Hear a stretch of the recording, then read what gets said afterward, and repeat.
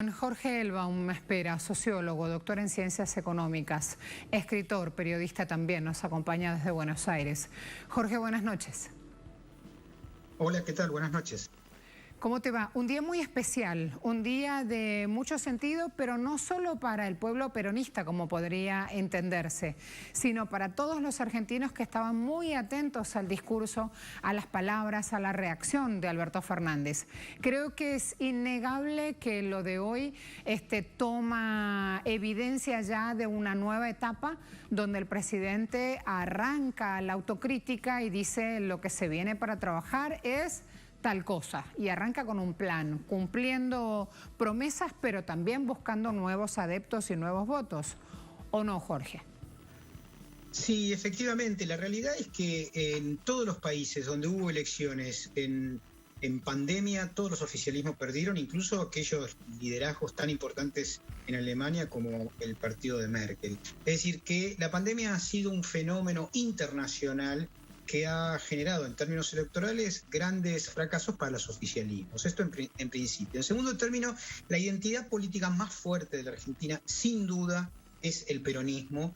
Es decir, no existe un día como el de hoy en otras organizaciones políticas que tenga tanta pasión, que convoque tanta emoción y que suponga de alguna manera un principio de lealtad, que es el principio de lealtad popular a un liderazgo, el de Perón, que fue excluido, perseguido en la década del 50 y que volvió al país 18 años después, en 17 de noviembre de 1972. Esta es la fecha del día que recuerda la militancia en honor y homenaje a cientos de miles de militantes, activistas, políticos que lucharon por el regreso de Perón que se cumplió ese día. En ese marco estamos una semana después de las elecciones con un nuevo impulso del gobierno, del oficialismo actualmente, frente a una derrota que no fue la que pensaban los grandes medios hegemónicos de nuestro país, que auguraban una catástrofe para el gobierno nacional. Sin embargo, empató en el lugar electoral más importante, que es la provincia de Buenos Aires. Efectivamente perdió por 8 o 9 puntos a nivel nacional, pero en las cámaras, tanto en la de diputados como los senadores, existirá casi la misma paridad que existía desde antes, salvo con una pequeña diferencia en el Senado, donde el oficialismo perdió el quórum propio, pero sigue manteniendo la mayoría relativa dentro de esa Cámara. Hoy fue un día efectivamente de relanzamiento y de empezar a cumplir las promesas del año 2019 que realmente no se pudieron llevar a cabo producto de este año y medio, casi 2, de pandemia trágica que se llevó a más de 100.000 compatriotas. Hay aquí otro punto. Lo primero que nos van a acusar, como acusó ya la prensa hegemónica en Buenos Aires, es de estar llorando sobre la leche que se derramó. Porque sigue esta cuestión cruzada de quién ganó y quién perdió en las elecciones del domingo pasado. Creo que esto también es imposible que no lo planteemos aquí.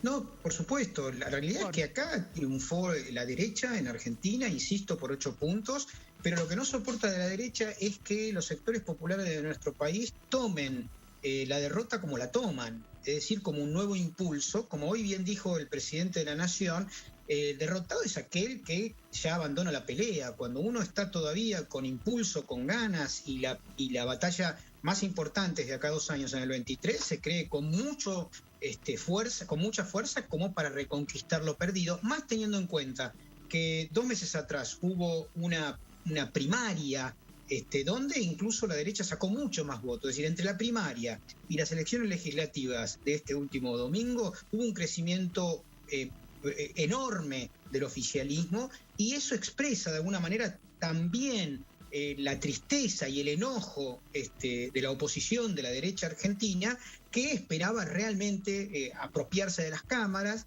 y esperaba lograr un desgaste final, es decir, vencer por nocaut en estas elecciones a Alberto Fernández, a Cristina Fernández de Kirchner, y sin embargo no solamente no lo logró, sino que el impulso que ha logrado en el último mes el oficialismo lo carga de fuerza de cara al 23, sobre todo porque de acá más se espera que se puedan aplicar las políticas prometidas en el 19. Hablemos de esas políticas prometidas y del impacto en la recuperación económica que va a generar cumplir esas promesas.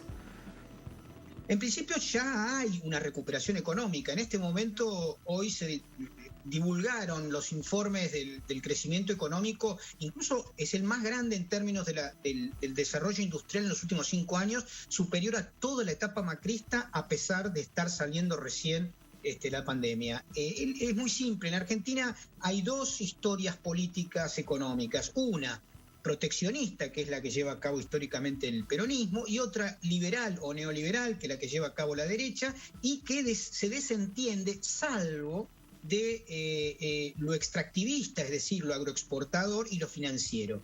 El proyecto peronista es un proyecto dedicado a la producción interna, a la industria, y obviamente necesita de la clase trabajadora, los obreros, y obviamente es el sector más ninguneado, más despreciado por la derecha de nuestro país. Habiendo industria hay trabajadores, habiendo más trabajadores hay más peronismo, habiendo más peronismo hay más mercado interno, y obviamente eso requiere, sobre todo en los últimos decenios, para poder consolidarse, protección, es decir, las fronteras, pensar mucho más en exportar que en importar, cosa que es lo contrario de lo que ha hecho la derecha en nuestro país, que no le interesa el desarrollo industrial y por eso justamente tiende a procesos de endeudamiento como ha generado Macri en su último gobierno. Plaza de Mayo es tendencia en este momento en redes sociales, Jorge, por lo que ocurrió, porque hablan de poesía peronista y se ve el asado, la carne rica sobre la parrilla, porque se acuerdan también de los que no la tienen, de los que festejan el triunfo con mucho menos y necesitan el apoyo estatal en este momento.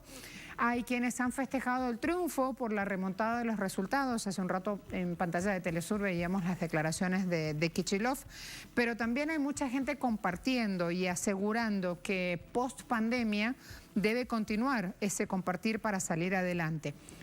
Se habla de un cambio de tono y no solo de un cambio de postura política. ¿Hasta dónde llega? Es la pregunta, Jorge.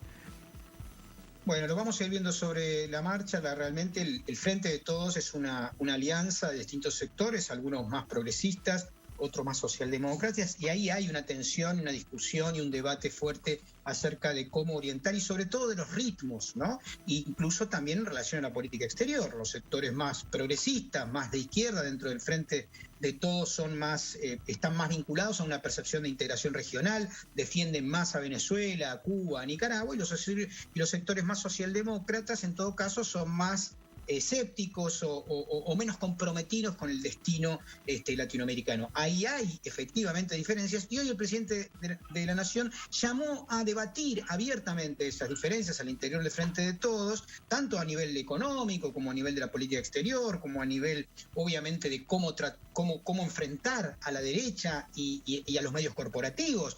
Pensemos que en Argentina el financiamiento fundamental de los grupos empresarios, corporativos, mediáticos, viene desde el Estado. Es decir, el gobierno nacional hasta el día de hoy es el mayor aportante en dinero a los medios concentrados. Bueno, eso es una vieja práctica que obviamente viene desde decenios, que muchos sectores consideramos, yo me siento parte de ellos, que se debe de alguna manera discontinuar. De ninguna manera un gobierno nacional debe estar financiando a aquellos que permanentemente están tratando de generar golpes blandos. Pero al margen de eso, hay que debatir dentro del Frente de Todos. Hay sin duda un cambio de tono y deberemos ver en los próximos meses si ese tono es acompañado además con un cambio de políticas que sobre todo las grandes mayorías que atraviesan situaciones de pobreza, de miseria, de falta de trabajo, de desocupación, merecen y además están en el marco del compromiso asumido en el 2019 por el Frente de Todos. Un gran abrazo, muchas gracias. No, por favor, un gran abrazo para ustedes. Muy buenas noches.